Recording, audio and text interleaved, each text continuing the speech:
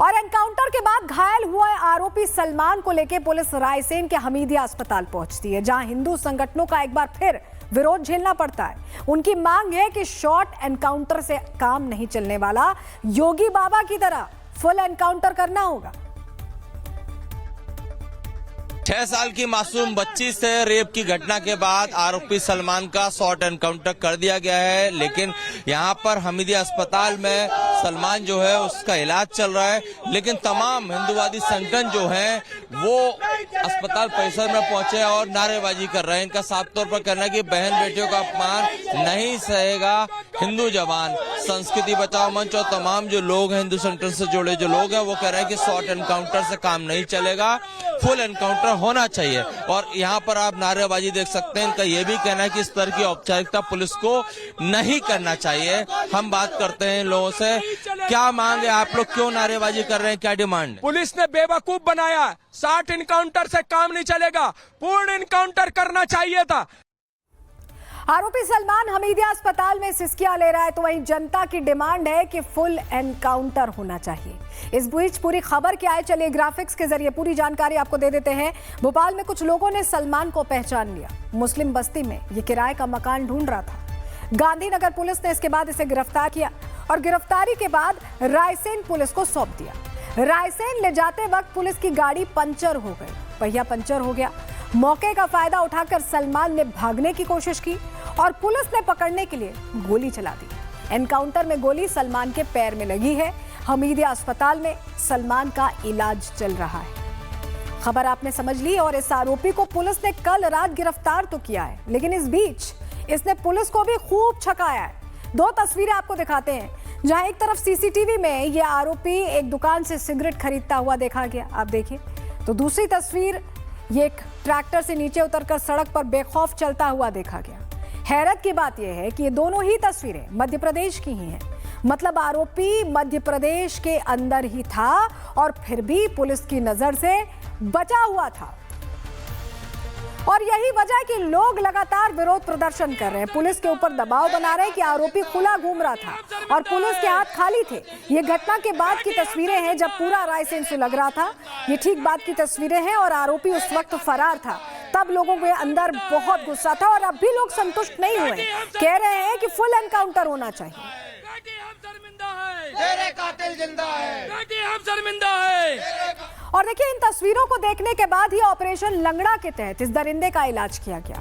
और मध्य प्रदेश के मुख्यमंत्री मोहन यादव का कहना है कि हमारी पकड़ से कोई भाग नहीं सकता है। उन्हें सुनिए।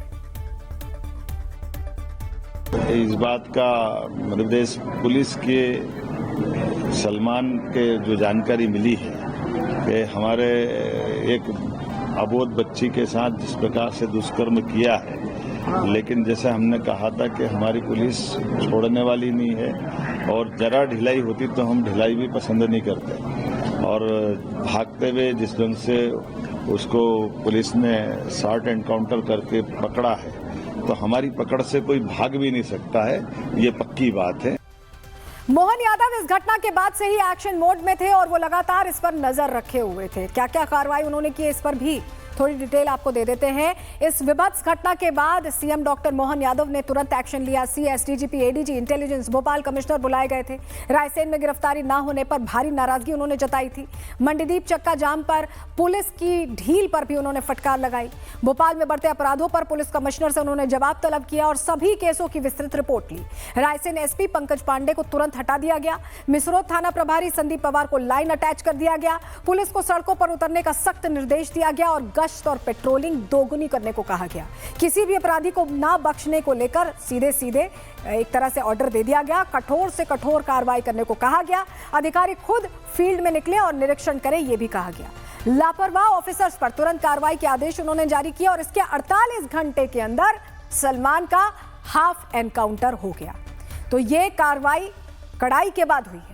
इस एनकाउंटर से पहले पुलिस ने सलमान को कुछ लोगों की शिकायत के आधार पर गिरफ्तार किया था, जिन्होंने बताया था कि उनके इलाके में एक अज्ञात शख्स किराए पे कमरा ढूंढ रहा है और इसी इनपुट के बाद पुलिस ने सलमान को पकड़ा था। अज्ञात लड़का 11 नंबर सेक्टर में मकान ढूंढ रहा था, बिना डॉक्यूमेंट के। उसको कोई डॉक्यूमेंट नहीं था, कोई मोबाइल नंबर नहीं था, नाम भी बता रहा था वो सलमान नजर।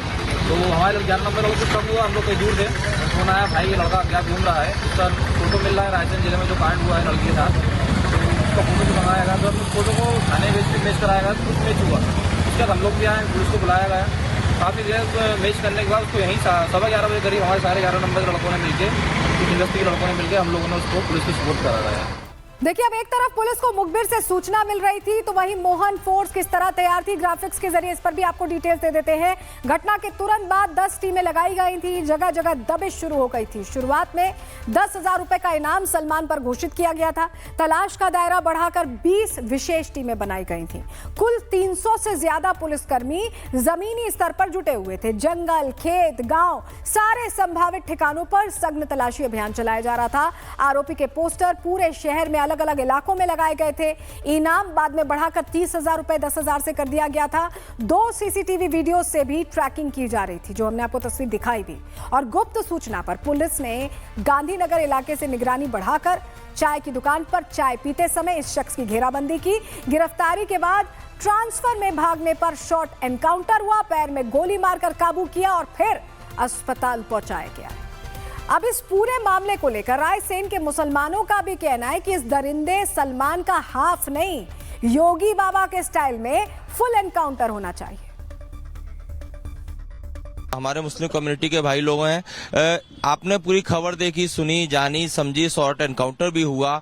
क्या होना चाहिए सलमान के साथ? क्योंकि अभी कुछ देर पहले हिंदू संगठन के लोग आए थे, वो कह रहे थे शॉर्ट एनकाउंटर नहीं चलेगा, इसने बहुत ही घिनौनी करतूत की है।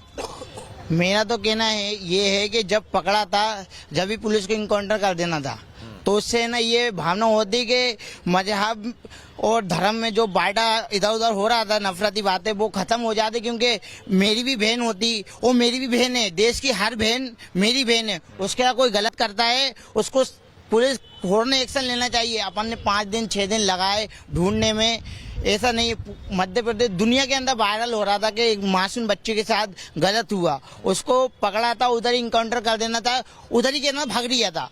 उसको अभी पकड़ के हमीदी अस्पताल लाए, तो उससे एक भावना होती कि क्या उसको जबरदस्ती गोली मारी है, कुछ हुआ, ऐसा कुछ नहीं, उसको इनकाउंटर कर देना था। हम मुसलमान भाइयों को एक ठेस पहुंची दिल पे कि मुसलमान नाम आ रहा है, मुसलमान नाम आ रहा है। मुसलमान नाम आ रहा होता तो वो 5-6 मुसलमान भाई पकड़ते नहीं। अब एक तरफ चाहे हिंदू हो या मुसलमान, सभी की एक ही डिमांड है कि हाफ एनकाउंटर से काम नहीं चलेगा। ऐसे आरोपियों का फुल एनकाउंटर होना चाहिए। तो वहीं इस हाफ एनकाउंटर को अंजाम देने वाले पुलिसकर्मियों का क्या कुछ कहना है, उन्हें भी सुन लीजिए।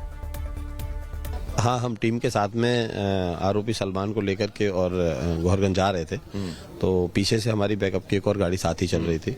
हमारी गाड़ी जब पंचर हो जाती है तो श्यामराज जो निरीक्षक जो सुल्तानगंज थाना प्रभारी हैं, वो उसको दूसरी गाड़ी में शिफ्ट करने के लिए नीचे उतरते हैं। उसी दौरान वो उनकी पिस्टल छीन करके और उनके ऊपर फायर करने की कोशिश करता है और भागने का प्रयास करता है। यहाँ पर जिस गाड़ी में वो था, उस गाड़ी का टायर पंचर हो जाने से उसको दूसरी गाड़ी में शिफ्ट किया जा रहा था। तभी आरोपी मौका पाकर उस अधिकारी की पिस्टल निकालता है और जान से मारने की नीयत से उसकी तरफ फायर करता है। जब्ती में तो दूसरे अधिकारी द्वारा उसको चेतावनी दी जाती है कि आप पिस्टल छोड़ दें, वापस कर दें, और उसके ना मानने के बावजूद भी उसके द्वारा 2 फायर किए जाते हैं। तब उस अधिकारी द्वारा उसके पैर में फायर किया जाता है, जिसके पैर में चोट लगी। हमारे जो हम आरोपी को लेकर आ रहे थे, हमारी एक टीम आगे थी और मैं पीछे था। हमारी जो टीम आगे चल रही थी, वो गाड़ी पंचर हुई। पंचर जब गाड़ी हुई तो आरोपी को शिफ्ट कर रहे थे, हमारी गाड़ी पीछे रुकी। वो दौरान आरोपी ने हमारे पुलिस अधिकारी का पिस्टल छीना और फायर किया। उसको जवाबी कार्रवाई में हमने गोली चलाई और जो गोली लगी उसको। अच्छा, फिर आपने फायर किया था? जी। अच्छा, कितने फायर किए थे? हमारे द्वारा 4 फायर किए गए थे।